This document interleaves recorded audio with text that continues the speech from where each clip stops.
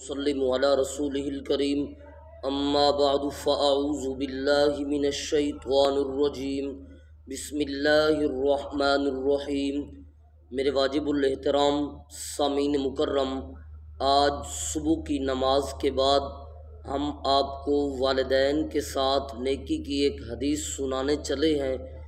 سنن ابن ماجہ کی روایت ہے، نبی پاک صلی اللہ علیہ وسلم کا مبارک ارشاد ہے، اللہ کے پاک پیغمبر صلی اللہ علیہ وسلم نے فرمایا کہ والد اور والدہ اولاد کے لیے جنت کا دروازہ ہیں، چاہیں تو اولاد جنت کے دروازے کی حفاظت کریں، چاہے تو اس کی حفاظت نہ کریں۔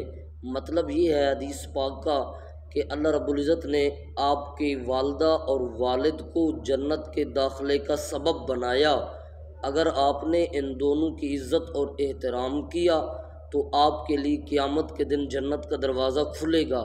اگر آپ نے ان دونوں حضرات کی عزت اور احترام نہیں کی اور ایسی زندگی گزاری کہ آپ سے والدین ناراض تھے اور ناراضگی کی حالت میں تو چلا گیا یا یہ چلے گئے، تو جنت کا دروازہ آپ کے لیے نہیں کھولا جائے گا۔